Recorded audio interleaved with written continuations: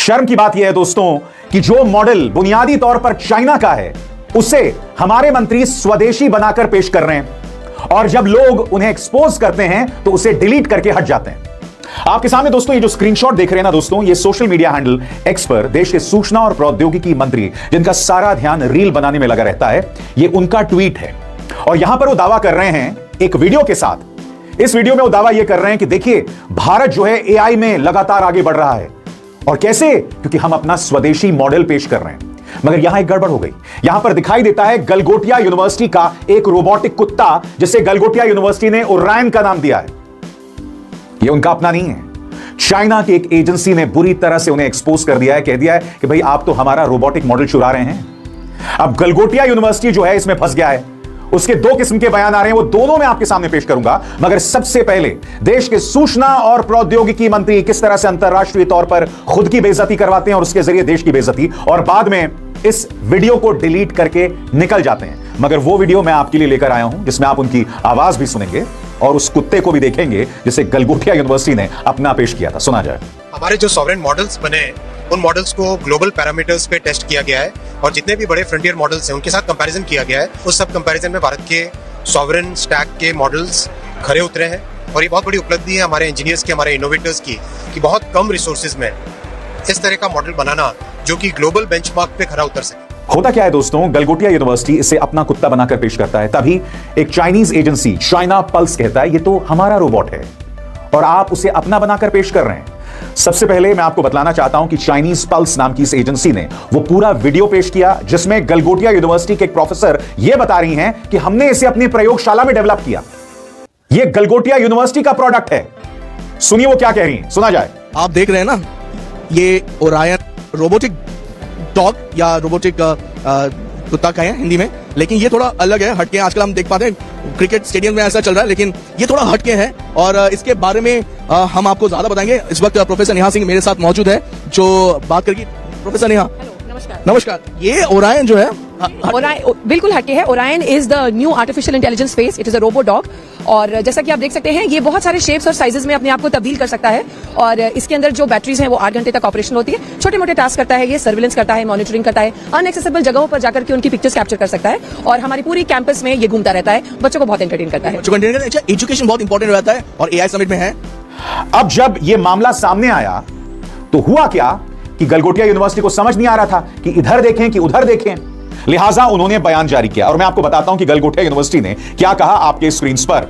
Galgotia university का पक्ष साफ साफ कह दें, गलगोटिया ने यह रोबो डॉग नहीं बनाया है और हमने कभी ऐसा दावा भी नहीं किया।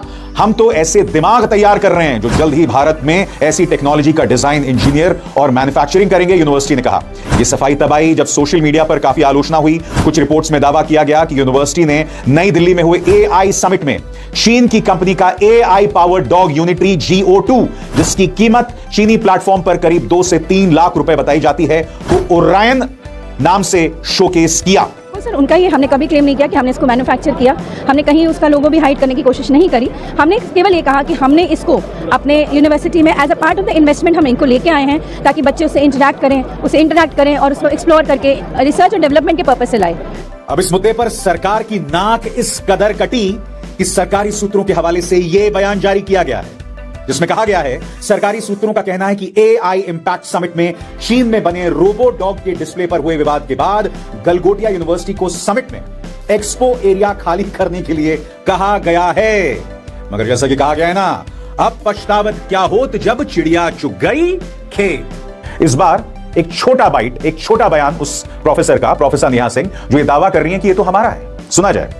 Professor Neha Singh. Hello, hi. Hi, how are you? I am good and welcome to the pavilion. Okay, Neha, I wanted to ask you, we see all this new technology happening here.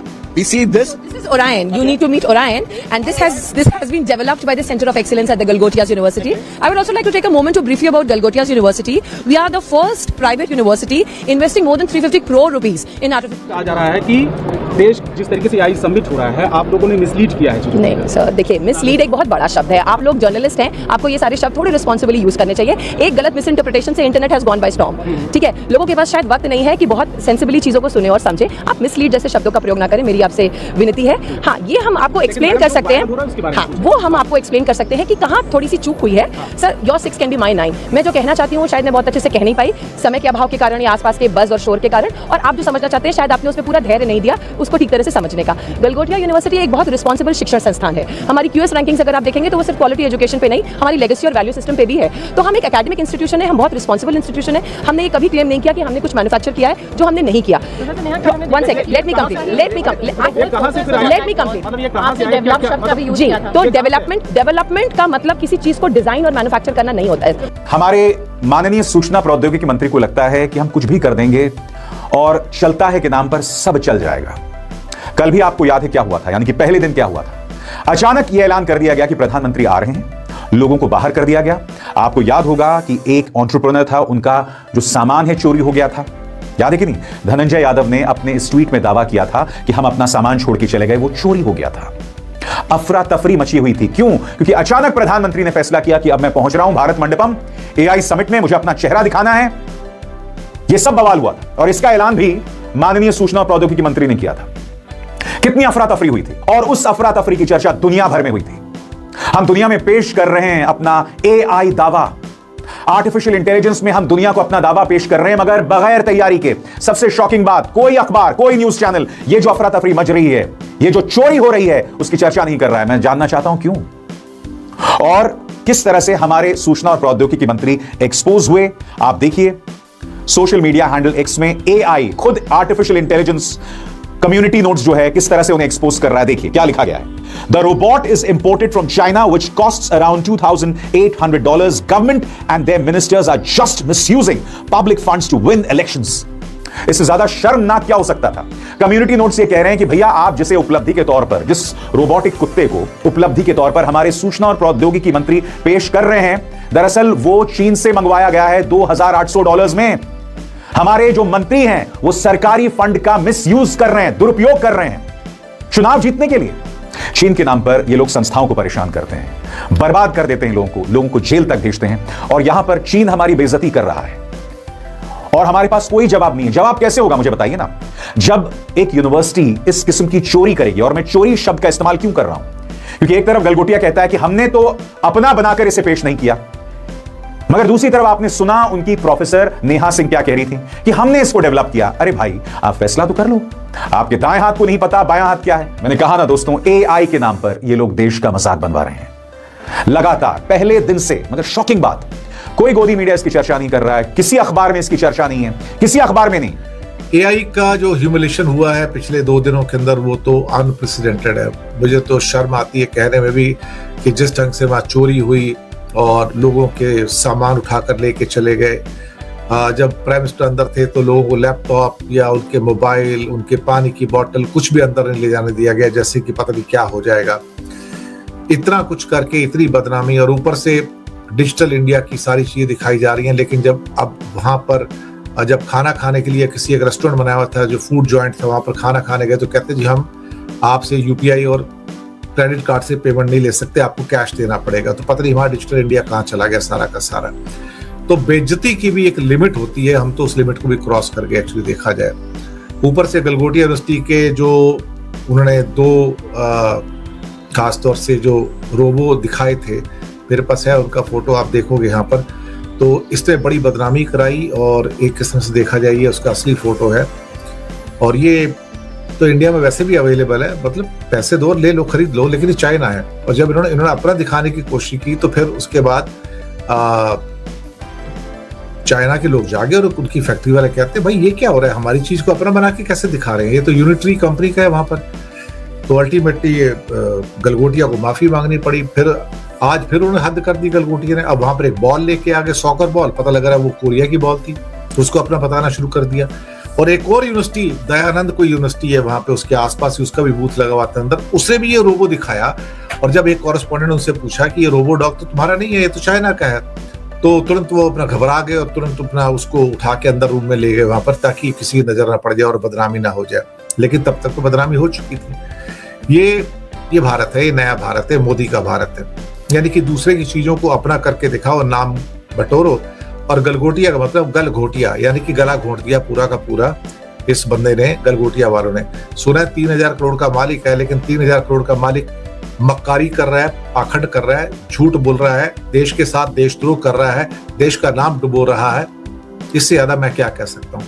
अगर ऐसे ऐसे लोग भारत के अंदर पैदा हो जाएंगे तो भाई साहब हमारा क्या होगा। अल्टीमेटली उसको AI के जो पूरे बूथ से, वहां से भारत मंडपम जो था जहां पर लगा हुआ था एग्जीबिशन, उससे बाहर निकाल दिया गया उसको। और उसके बाद भी उनकी अकड़ जाती नहीं, हमको बाहर नहीं निकाला गया, हम ऐसे बाहर नहीं जाएंगे, हमने पैसे दिए हैं।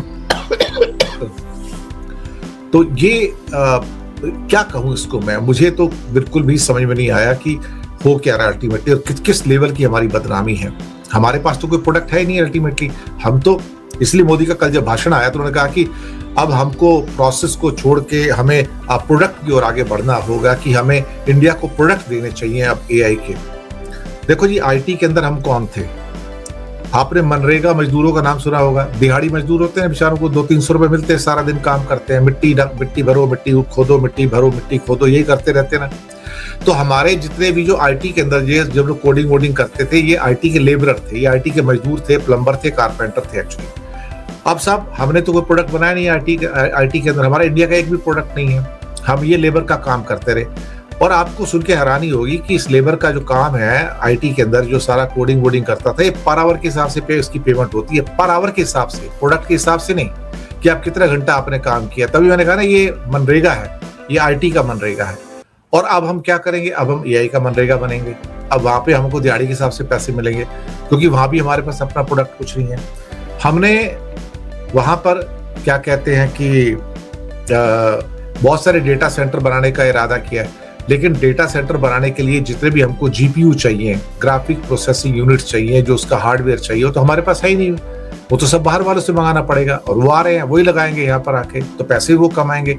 2047 तक उनका वादा हो गया कि भैया हाँ बिल्कुल सही बात है, यहाँ पे जो भी हम कमाएंगे उसका हम टैक्स नहीं देंगे, टैक्स माफ कर दिया गया। एक बात और जो उसमें से निकल के आई है, जो सबसे बड़ी है, कि ऑलमोस्ट 80% जो आपके सारे के सारे ये डेटा सेंटर लग रहे हैं, ये ऐसी जगह लग रहे हैं जहां पर जमीन की बहुत कमी है, जहां पर बिजली की भी इतनी बहुतायत नहीं है, बिजली की भी कमी है, और जहां पर पानी की बहुत कमी है, पानी की तो बहुत ही ज्यादा कमी है। अब ये जो सारे सेटअप हैं, इनको बहुत ज्यादा बिजली चाहिए, ये तो बिजली पीते हैं अल्टीमेटली। मतलब ऐसा हाल है कि डेटा सेंटर को ये पूरे कई शहरों की बिजली अकेले खा के चले जाते हैं, इतना ज्यादा बिजली का इसमें उपयोग होता है। दूसरा, इनके जो अंदर जो GPU लगे रहते हैं, प्रोसेसिंग यूनिट, सेमीकंडक्टर लगे रहते हैं, बहुत गर्म हो जाते हैं, उनको ठंडा रखना पड़ता है। तो लगातार उनके ऊपर एक अल्ट्रा प्योर वाटर जो होता है, मिनरल वाटर से भी जो प्योर होता है, वो पानी उसके ऊपर लगातार डालना पड़ता है। तो तुम्हें रोज लाखों लीटर पानी चाहिए होता है उसके लिए, वो पानी कहाँ से आएगा? और तुम्हारे डेटा सेंटर ऐसी जगह आ रहे हैं जहां पे ऑलरेडी शहरों में पानी नहीं है, तो पानी कहां से लाओगे? ऊपर से आप गुजरात में ऐसी जगह आप सेमीकंडक्टर प्लांट लगा रहे हो जहां उनको पानी की जरूरत होती है, कि जहां पे पानी अवेलेबल नहीं है। कभी कभी हमें लगता है कि हम एक पागलपन की जो लिमिट है ना, उसको भी क्रॉस कर जाते हैं, और हमें ये नहीं पता लगता कि हम कर क्या रहे हैं। भाई पहले देख तो लो बिजली कहाँ पे, पानी कहाँ पे, वहां पे डेटा सेंटर खोलो, लेकिन हम वो देखने के चक्कर में नहीं हो। और जहां डेटा सेंटर खोलोगे, वहीं बिजली पानी के हिसाब से वो एरिया उजाड़ बन जाता है बिल्कुल। इसलिए डेटा सेंटर वाले इंडिया में आने को तैयार हैं, क्योंकि अमेरिका कहता है हमारे यहाँ कम लगाओ, बाहर जाके ज्यादा लगाओ, लेकिन जो उसका डेटा है वो उस कंट्री में स्टोर नहीं होना चाहिए, वो अमेरिका में स्टोर होना चाहिए, और वो इंडिया ने मान लिया। तो हमने क्या किया, हमने अपनी सॉवरेनिटी जो थी अमेरिका के कदमों में रख के गुलामी हमने स्वीकार कर। क्या है जवाब? दूसरे देशों से चुराओ और उसे अपना पेश करो। चीन का एक रोबोट अपना बनाकर पेश करो। दिल्ली में दोस्तों AI समिट चल रही है, आर्टिफिशियल इंटेलिजेंस समिट, मगर देश की नाक कौन कटवा रहा है? देश की अंतर्राष्ट्रीय साख को नुकसान कौन पहुंचा रहा है? सबसे बड़ी बात, इसमें सबसे आगे हमारे सूचना और प्रौद्योगिकी मंत्री माननीय अश्विनी वैष्णव दिखाई देते हैं। If you like my video, then subscribe my channel and share with your friends.